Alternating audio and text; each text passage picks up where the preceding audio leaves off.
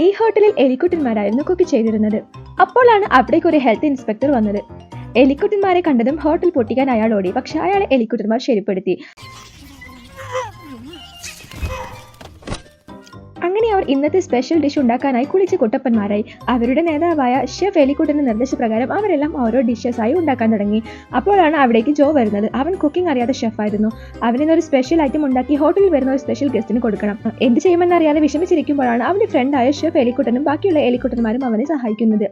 അവൻ വേഗം തന്നെ ഓർഡേഴ്സ് കളക്ട് ചെയ്യാൻ തുടങ്ങി. എലിക്കുട്ടന്മാർ തകൃതിയായി പാചകം ചെയ്തു. ഷെഫ് എലിക്കുട്ടൻ എല്ലാം ടേസ്റ്റ് ചെയ്ത് വേണ്ട നിർദ്ദേശങ്ങൾ നൽകി. അങ്ങനെ ഷെഫ് എലിക്കുട്ടൻ സ്പെഷ്യൽ ഗസ്റ്റിന് അയാൾ ചോദിച്ച ഡിഷ് നൽകി.